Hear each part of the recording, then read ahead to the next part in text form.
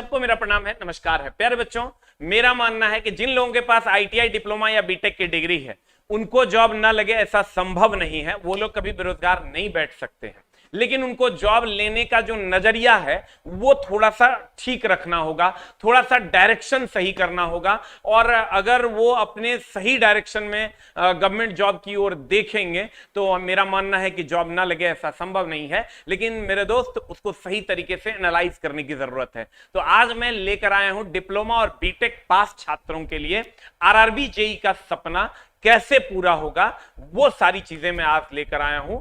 मैं उस पर बात करने वाला हूं। चूंकि 2014 से मैं इस जेई के फील्ड में काम कर रहा हूं, तो मुझे जो आइडिया है वो मैं आप तक पहुंचाने जा रहा हूं।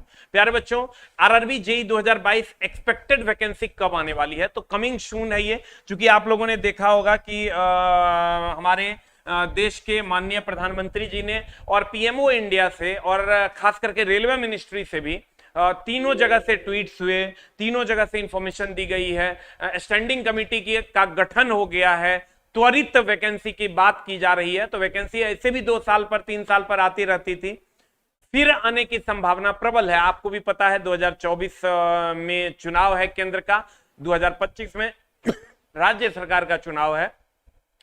तो 2024 और 25 में सबसे बड़ा मुद्दा बेरोजगारी का होने वाला है। तो इस बार आपको वैकेंसी अप्रॉक्स कितनी मिलने जा रही है, तो उस पर हम लोग बात करने वाले हैं और कब आने वाली है। तो वैकेंसी आपको चला, total number of expected vacancy आपका अप्रॉक्स 15,000 to 20,000 होगा। प्यारे बच्चों, मेरे एक मित्र हैं, वो भी रेलवे में अभी हैं और खास करके ये जेई वगैरह के रिक्रूटमेंट वगैरह पे वो देखते हैं। तो उनका कहना है सर कि हम लोग जहां पर 8-8 लोगों की जरूरत है वहां 1 से 2 लोग ही हैं।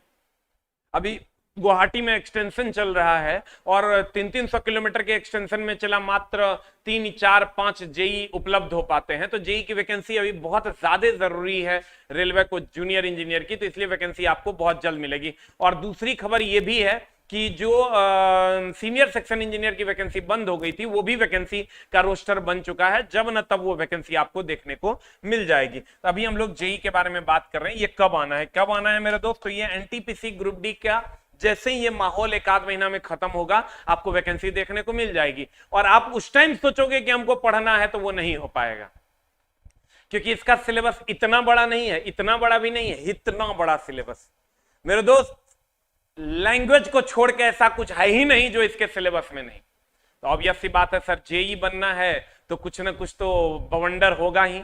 सारी चीजों की जानकारी आपको होनी चाहिए। अब सिलेबस क्या है उस पर भी हम लोग चर्चा करेंगे। तो ये जो वैकेंसी है आपको after NTPC and group D देखने को मिलेगा।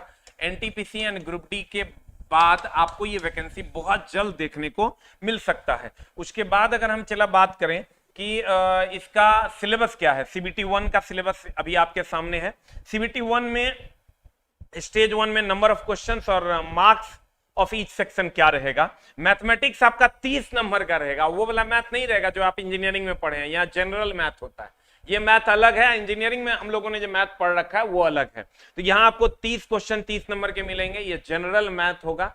जनरल मैथ मतलब जनरल कंपटीशन का मैथ होगा, जिसमें प्रॉफिट एंड लॉस होगा, जिसमें आपको रेशियो एंड प्रोपोर्शन होगा, जिसमें आप सिंप्लीफिकेशन पढ़िएगा, नंबर सिस्टम पढ़िएगा, एवरेज पढ़िएगा, ट्रिग्नोमेट्री पढ़िएगा, ज्योमेट्री पढ़िएगा। है कहीं ना कहीं कनेक्शन है, लेकिन ये मैथ अलग है। वो जो आप क्रेजी पढ़े हैं इतना मोटा वाला double order differentiation, triple order differentiation, वो सब अलग है, वो सब इधर नहीं पूछता है। ये कंप्लीट अलग सिलेबस है। जनरल इंटेलिजेंस एंड रीजनिंग, आप रीजनिंग के बारे में बहुत अच्छे से जानते हैं, 25 क्वेश्चन रहेगा। जनरल अवेयरनेस में चला क्या रहेगा, जनरल अवेयरनेस में ये कंप्लीट आपका कोई माई बाप आप इसका नहीं कह सकते हैं। हिस्ट्री, सिविक, ज्योग्राफी, इकोनॉमिक्स सबसे क्वेश्चन रहे, लिख देता है जनरल अवेयरनेस। लेकिन 8 सेक्शन और स्टैटिक, करंट अफेयर सब आ गया उसी में। मतलब 15 क्वेश्चन के लिए आप समझिए कि आपको history, civic, geography, economics, current affair, static, इस सब पढ़ना हो, तब जाके आप इस 15 नंबर को कवर कर पाइएगा। उसके बाद आपका जनरल साइंस 30 नंबर का होगा, जिसमें फिजिक्स, केमिस्ट्री एंड बायो होगा। उसके बाद टोटल नंबर ऑफ क्वेश्चंस होंगे 100 और ईच सेक्शन में मार्क्स होंगे, टोटल मार्क्स हो जाएंगे 100 और इसके लिए आपको 90 मिनट मिलेगा। ये क्वालिफाइंग नेचर का होता है। इसमें जितना वैकेंसी आएगा उसका कुछ गुना फिक्स होता है, उतने लोगों को लिया जाएगा ऊपर से, बाद बाकी को छोड़ दिया जाएगा। ये क्वालिफाइंग नेचर का होता है। फिर आते हैं CBT 2 जिससे मेरिट आपका बनना है। इसमें आपका 150 मार्क्स का एग्जाम होगा, 150 क्वेश्चन होंगे और 120 मिनट का टाइम मिलेगा। अब इसमें क्या है चला, जनरल अवेयरनेस, फिर वही 15 नंबर का जो आप पीटी में पढ़े थे वही यहाँ कंटिन्यू है। फिजिक्स एंड केमिस्ट्री रहेगा, यहाँ बायो नहीं रहेगा। 15 नंबर का आपका ये रहेगा जिसमें सिर्फ बायो नहीं रहेगा, only physics and chemistry. Basic computer and application से 10 क्वेश्चन रहेंगे, basic environment and pollution control से 10 क्वेश्चन रहेंगे, और टेक्निकल एबिलिटी जो आपकी है वो यहाँ बहुत बड़ा डिसाइडिंग फैक्टर है जो आपका 100 नंबर का होना है, और कुल मिला के 150 नंबर का एग्जाम होना है, 120 मिनट का समय मिलेगा। प्यारे बच्चों, ये जो आप पीटी में पढ़े हैं उसमें आपको खाली कंप्यूटर ऐड कर लेना है और एनवायरनमेंट और पॉल्यूशन ऐड कर लेना था। ये तो हम लोग ऑलरेडी साइंस में इसको पढ़ा देते हैं, तो अलग से पढ़ने का जरूरत नहीं है। तो कहने का मतलब ये आपका 150 नंबर का होगा। इसी से डिसाइड होना है कि आपकी जॉब लगनी है या नहीं लगनी है। यानी हम ये कह सकते हैं कि आपका जो CBT 1 इस क्वालिफाइंग नेचर का होगा, और फाइनल स्कोर कार्ड जो होगा वो depend on only CBT 2। CBT 2 जो होगा मेंस जिसको आप कहते हैं, उसके आधार पर ये आपका फाइनल सिलेक्शन होना है। तो प्यारे बच्चों, ये कंप्लीट सिलेबस आप देखिए, ऐसा क्या बच गया जो इसमें नहीं पढ़ना है। History, civic, geography, economics, physics, chemistry, bio PT में पढ़ना है, मेंस में खाली फिजिक्स और केमिस्ट्री है। उसके बाद इन्वायरमेंट हो गया, कंप्यूटर हो गया, पॉल्यूशन हो गया, मैथ हो गया, रीजनिंग हो गया, टेक्निकल तो आपका हाई है। तो चला, एक बहुत बड़ा सिलेबस है जिसको आपको कवर अप करना होगा। हाँ, तो इसलिए आप जब बच्चा क्या करता है, वैकेंसी आएगा, ओ सर बैच, सर किधर है बैच, किधर हो आप, सर पढ़ा दो सर, नहीं होगा। इसलिए नहीं होगा मेरे दोस्त कि इसके लिए आपको टाइम देना होगा। 6 से 8 महीने का ये कंप्लीट सिलेबस है, और डेली 7 घंटे डेली पढ़ोगे तब जाके ये सिलेबस कंप्लीट हो। 7 आवर्स डे पढ़ोगे तब जाके ये सिलेबस कंप्लीट होगा मेरे दोस्त, और कम से कम 15 से 16 टीचर पढ़ाएंगे तब ये सिलेबस कंप्लीट होगा।